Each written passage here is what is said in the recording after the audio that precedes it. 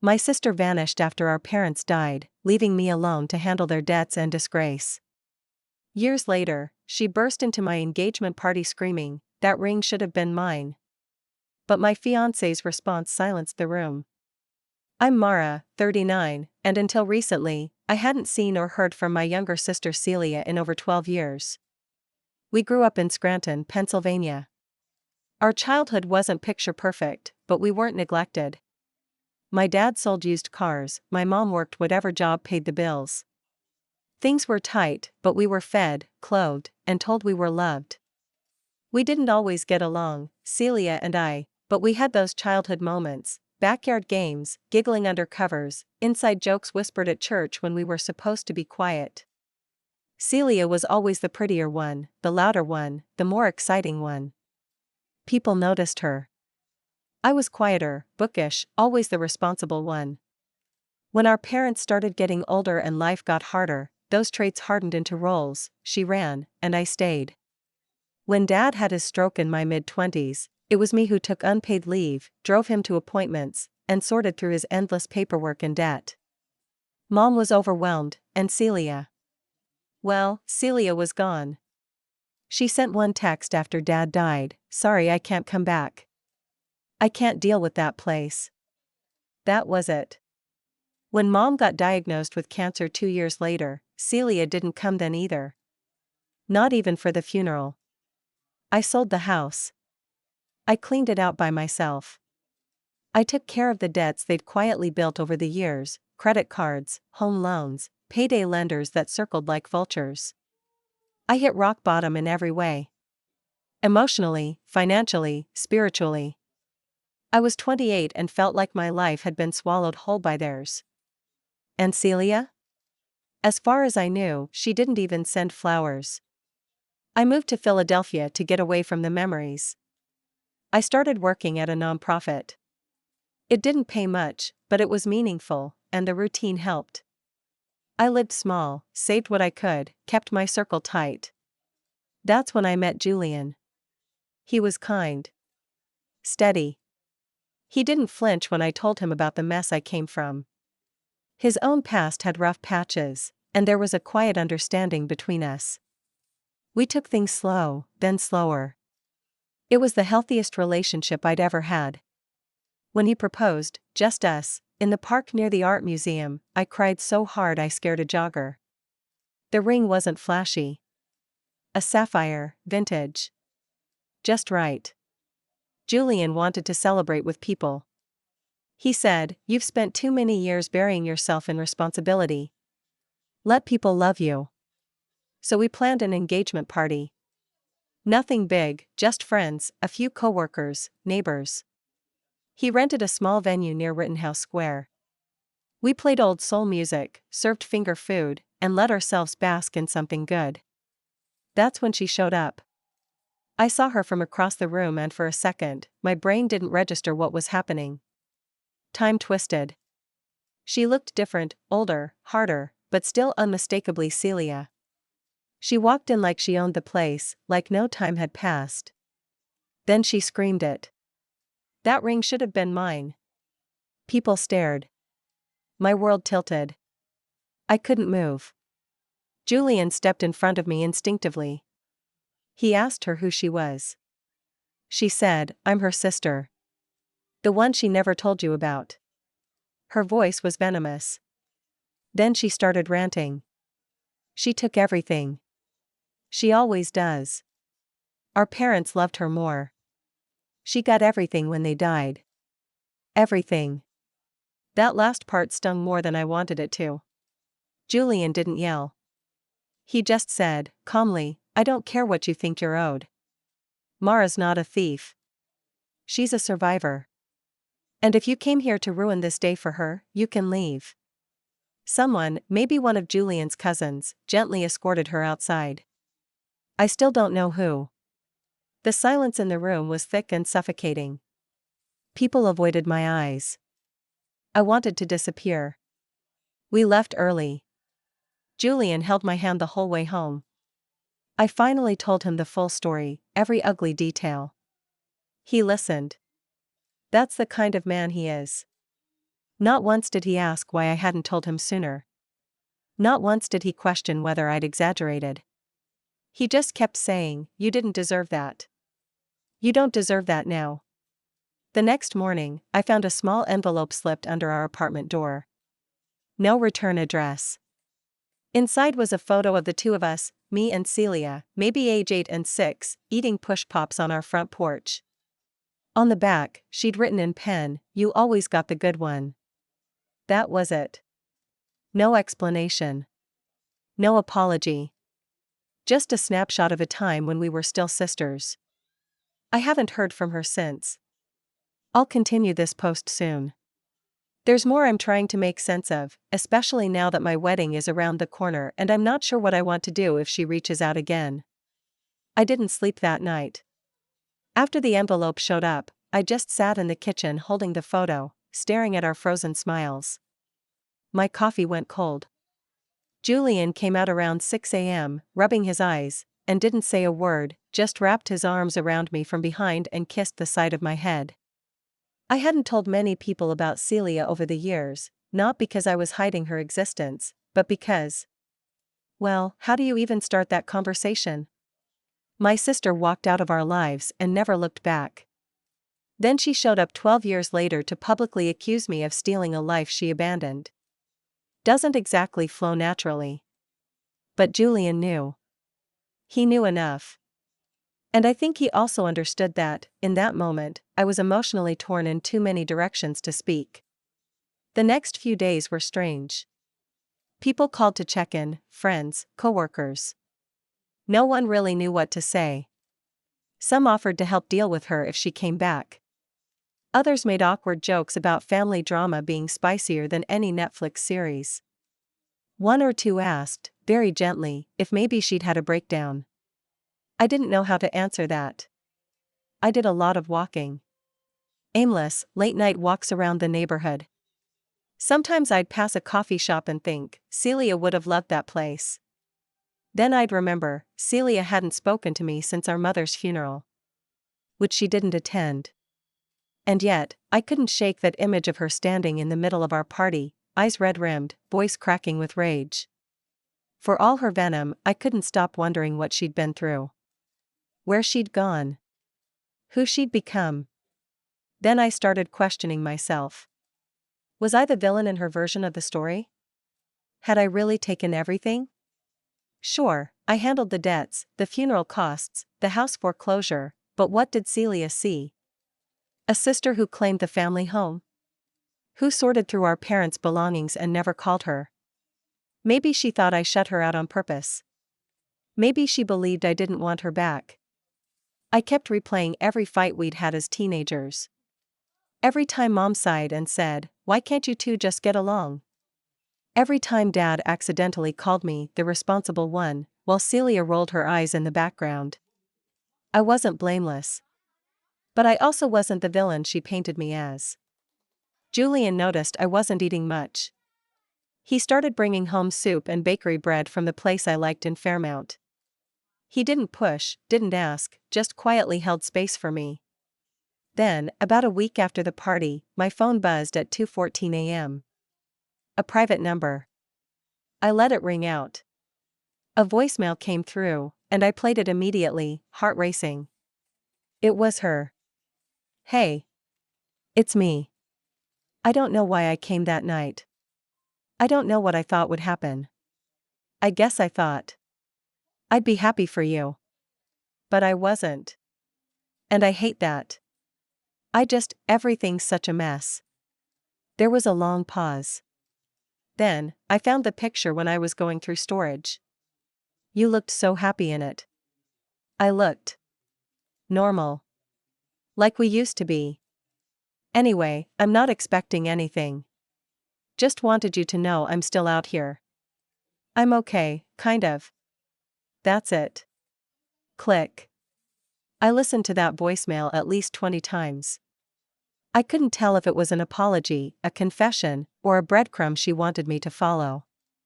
Maybe all three. I didn't call her back. Not because I was angry, though, yes, part of me still was, but because I didn't know what kind of relationship I could possibly rebuild on that foundation.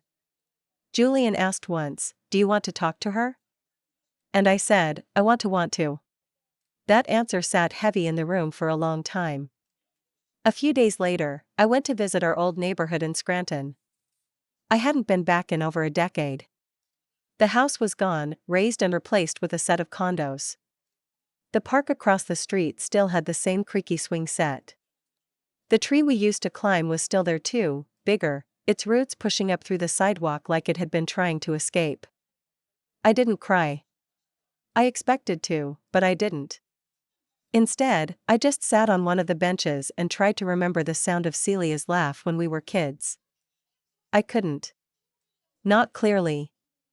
That scared me more than anything. That weekend, I found myself digging through an old file box I'd kept in the back of the closet, one I hadn't opened since I moved to Philly. Inside were old papers, some photos, a couple letters I'd written to Mom during her last year but never gave her. Tucked into one corner was a bracelet, plastic beads spelling out M and C. A friendship bracelet Celia had made when we were maybe 9 and 11. I wore it for the rest of the day. Julian noticed, but didn't say anything. The wedding is 3 months away. I haven't decided whether to invite her. She hasn't called again since the voicemail, and I haven't reached out either. But every time I go to check the mail, I half expect to find another envelope. Another photo. Another message from a sister who was gone, then suddenly wasn't. And now that the dust is settling, the real question is, what do I do with her now? The pain, the memories, the unfinished business. It's all back, and it's asking for space in a life I carefully built without her. And honestly, I don't know if there's room. The next time I heard from Celia, it wasn't through a phone call or a dramatic appearance. It was a card. A simple, cream-colored envelope slipped into our mailbox like any other piece of mail. No return address, just my name written in her unmistakable cursive, still the same loopy letters she used to write on the backs of school notebooks when we were kids. Inside was a plain card. No glitter, no fancy designs. Just the words, "I know I ruined your night. I shouldn't have come. I didn't know how else to say I missed you." That was it. No love, no name signed at the bottom. But it didn't need one. I knew. I read it 3 times standing in the kitchen, the late afternoon light stretching across the counter in golden lines. I didn't cry. I didn't smile either. I just sat down, laid the card flat in front of me, and stared at it like it might say more if I gave it time. Julian walked in 10 minutes later, took one look at me, and said nothing. Just sat beside me, waiting. We were getting good at the quiet parts. I handed him the card. He read it, nodded once, and passed it back. "Do you want to talk about it?" "I don't know what there is to say," I replied. "She keeps pulling at this thread that I thought was gone. And now I don't know if I should follow it or cut it off for good." Julian leaned back in his chair, crossed his arms. "Maybe she's trying to fix things." I laughed under my breath. "Yeah. Maybe. Or maybe she's just trying to absolve herself." He didn't argue. He never did when I got cynical about Celia. But then he asked, if she hadn't come to the party, would you still be wondering where she was? I didn't answer. Because I would've. I always did. Even if I hated to admit it, I thought about her often. Especially in quiet moments, holidays, anniversaries, family milestones. Whenever I needed someone who remembered the same past I did. And maybe that's why it hurt so much to see her that night. She wasn't just some ghost. She was a part of me, and seeing that part scream at me in front of everyone I loved cracked something deep and old and buried. I didn't respond to the card. Not right away. Instead, I went back to therapy. I'd gone for a few years after my parents passed, but I'd let it fall by the wayside. Life got busy. Things got good. But now, with the wedding approaching and Celia's shadow stretching longer every week, I knew I needed help sorting through what I couldn't articulate alone. My new therapist, a middle-aged woman named Bernice, listened quietly as I explained everything: Celia's disappearance, our family's mess, her dramatic return, the card, the voicemail. After I finished my long monologue, Bernice said, "So. She reappeared in chaos, and now she's gently trying to reach you. And you're not sure whether to trust it or not." I nodded. That summed it up perfectly. Then she asked something I hadn't expected. "What would forgiveness look like, for you?" I blinked. "I don't know. I'm not even sure I want to forgive her." Bernice nodded slowly.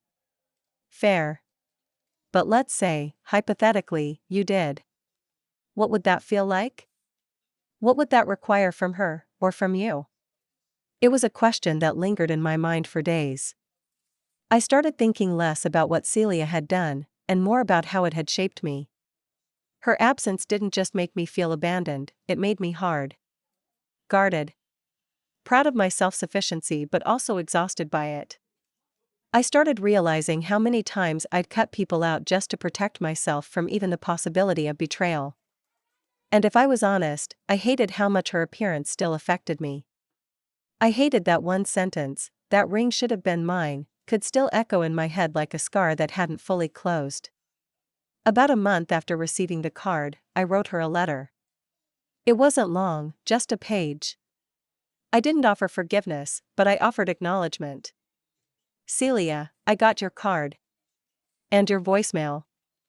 I don't know what to say to you yet, but I hear you.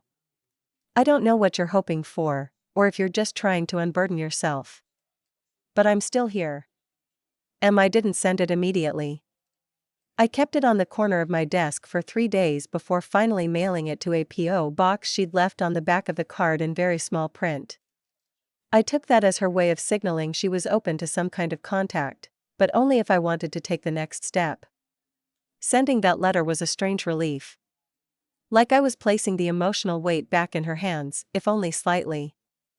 That week, Julian and I went for a walk on the Wissahickon trails.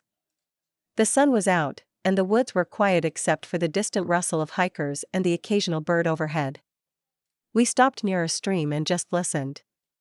Then he said, "You're really brave, you know that?" I shrugged. "For what?" "For still loving someone who doesn't make it easy." I didn't say anything, but it settled into me like warm tea. The wedding was now 2 months away. RSVPs were starting to come in. People were texting about dresses, colors, and seating charts. I still hadn't told most people about Celia. What was there to say? But I noticed that Julian's family, in particular, was circling me with extra care. Like they sensed something and were giving me space without needing an explanation. I hadn't heard back from Celia after the letter. But a part of me, against my better judgment, was waiting. Wondering. What would she say?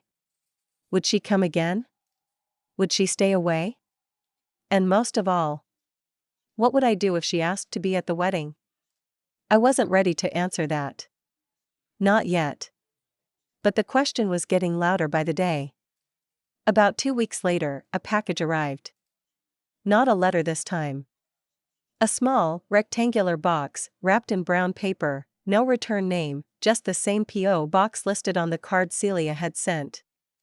Julian brought it in from the mailbox and placed it on the dining table without saying a word. He didn't need to. We both knew who it was from.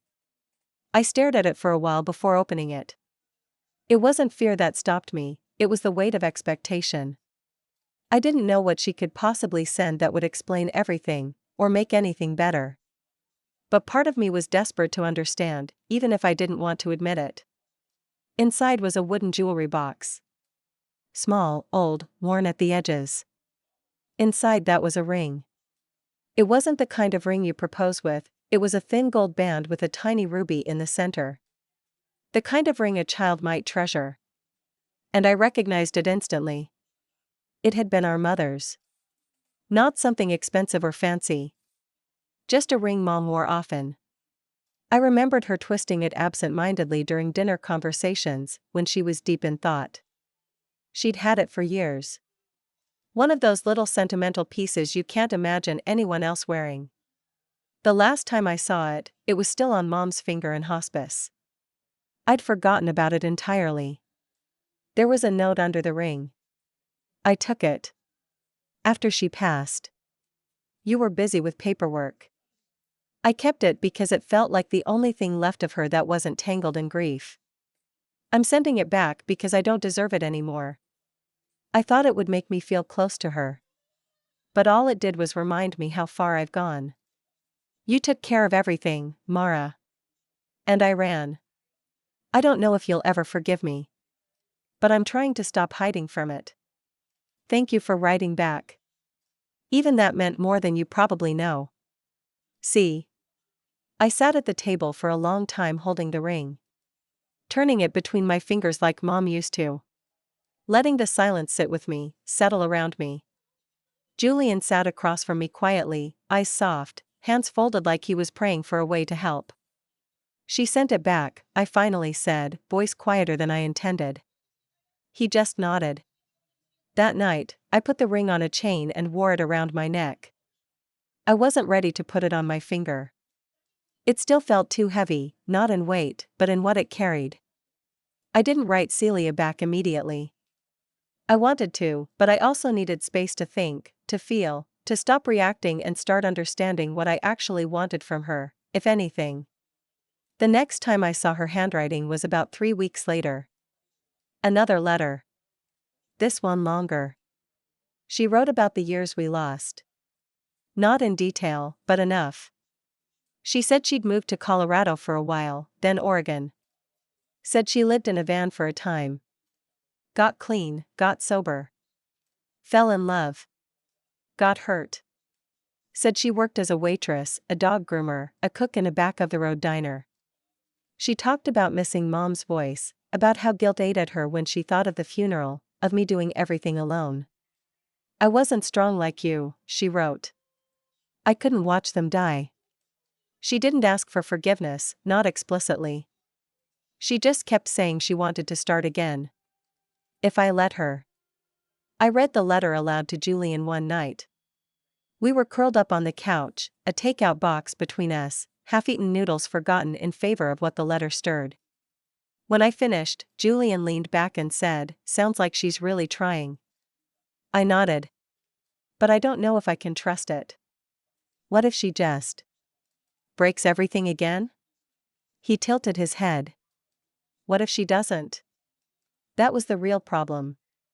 I was stuck between the memory of who she was and the unfamiliar person she was trying to become. But then I thought about Mom. About the way she used to say, whenever Celia and I fought as teenagers, "You two will need each other when we're gone." At the time, I thought she was just being sentimental. Now, the echo of that sentence haunted me more than any voicemail. The next day, I wrote to her again. Celia, I don't know what we are now. Sisters, yes, but what does that even mean when we've lived apart for this long? But I read your letter. And I believe that you're trying. That matters. I don't have answers. I'm not ready for big steps. But if you want to keep writing, I'm open to it. That's what I can do for now. M. And I mailed it. Just like that. Simple, honest, no promises. We kept writing. Nothing fancy. Handwritten notes. Updates. Questions. Memories we'd half forgotten, trying to piece them back together from two different sides of a long, quiet war. She told me she was in Baltimore now. Working at a plant nursery. Living with a friend. I told her about the wedding. About the color scheme Julian picked, moss green and cream. About how we decided on a small cake from a bakery near the Italian market because it reminded me of the sweets Mom used to make. I didn't invite her. Not yet. But I told her we were getting married in May. Her next letter didn't say much about that, just this line: "If you ever want me there, I'll be quiet as a ghost in the back row. And if not, I'll still be rooting for you." It was the first time she said she was proud of me. And I didn't know how to feel about that. The final weeks before the wedding were a blur. Between RSVP deadlines, final dress fittings, And choosing the exact shade of green for the table runners. Julian was much pickier about the decor than I ever expected. I barely had time to think. But Celia was always there, just beneath the surface. Every little reminder tugged at me. A song we both loved playing in the background while we folded programs. The smell of gardenias, which Mom always bought in the spring. A dog bark that sounded like the scruffy terrier we'd begged for when we were kids. Then the biggest reminder came in the form of a letter. A final one, hand-delivered by the postman a week before the wedding. This time, it wasn't just a note. It was an envelope stuffed with documents. Photocopies, scribbled annotations, notes in the margins. She'd sent me a folder full of paperwork. Legal documents, mostly. Her own credit report. Copies of old debt she'd accumulated under Dad's name, apparently co-signed without his knowledge years before his stroke. Statements showing that when our parents had spiraled into debt, a large chunk of it had come from accounts Celia had opened, used, and abandoned. I stared at the papers for over an hour. This was it. The missing piece. The confirmation of what I'd always suspected, deep down, but never wanted to believe. She'd helped break them. She had contributed directly to the financial mess I had spent years digging myself out of. The house I sold in shame, the years of answering creditor calls, the personal savings I'd sacrificed, all because she'd burned bridges and never looked back. The difference now? She wasn't denying it anymore. Her note was short. I thought you deserved to know the truth from me, not from someone else. I've been paying it back slowly, even when no one asked me to. Not because I want to be forgiven, but because I can't live with it otherwise. I don't expect anything. I just want to be clean. And that's when it clicked. Celia's return, her letters, her crash into my life, it wasn't about me. It was about her trying to face the wreckage she'd left behind. She wasn't asking for forgiveness. She was asking for an audience for her guilt. I didn't reply. Instead, I printed copies of everything she sent me. Then I mailed them, certified, with tracking, to the collection agency that had hounded me for years over our parents' debts. I also included a cover letter, my attorney's contact information, and a full statement requesting that they reopen the case with Celia's new documentation. It took about 5 days for the agency to respond. I got a call from a paralegal named Jordan, who sounded as stunned as I was when I explained the situation. "Ms. Morgan," he said, "this changes a lot. It appears that most of this debt was fraudulently acquired under your father's identity, after he was already incapacitated." "Correct," I said. "Then we may be able to file for reversal and potentially issue reimbursement for any overpayment." I didn't cry. Not yet. That came later. But I did sit at the kitchen counter that night and tell Julian, with a strange laugh, I might get my savings back. Maybe even with interest. Julian just smiled. Now that's a wedding gift. I never told Celia what I did. I didn't need to. If she really was trying to make things right, this was her chance. But I did send her one final letter. This one is handwritten, like all the others. "Celia, I'm not inviting you to the wedding. I'm not ready for that. But I read everything. And I did something with it.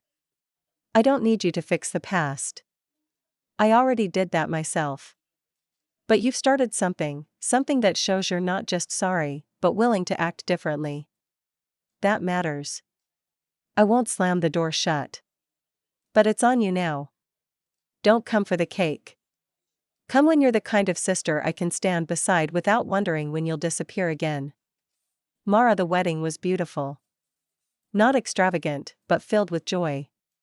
The kind of joy that comes from hard-won peace. We had a live trio, homemade cookies from neighbors, and speeches that made people cry and laugh in equal measure. Julian's vows were simple: "You are calm after every storm I never thought I'd survive." I meant to say something funny of mine. I ended up crying instead. Real, snotty, unfiltered emotion that had people dabbing their eyes and whispering "that's love" under their breath. As we danced under string lights, I caught myself glancing at the entrance once or twice. I half expected her to burst in again, causing a scene. But she didn't. What I didn't expect, though, was what happened the next day. When Julian and I returned to our apartment after the wedding night, a small package was waiting at the door. No return label. No note. Inside? A vintage glass figurine. A tiny ballerina. Just like the one I used to keep on my nightstand when we were kids, until Celia had broken it during a fight and buried the pieces in the backyard. I'd forgotten it even existed. Taped to the base was a tiny scrap of paper. It took me 4 months on eBay to find this. I hope it spins better than I ever did. I placed it on the mantel above our fireplace. Not as a trophy, but as a marker. The past is the past. I lived through it. Survived it. Paid for it. Now, Celia would be the one who had to live with the consequences. And I got the ring, the peace, the husband, and the life she thought she wanted, because I stayed, because I showed up, because I did the work when she ran. That's not cruelty. That's not revenge in fire or fury. It's the kind that comes quietly, like spring after a cruel winter, undeniable, earned, and all mine.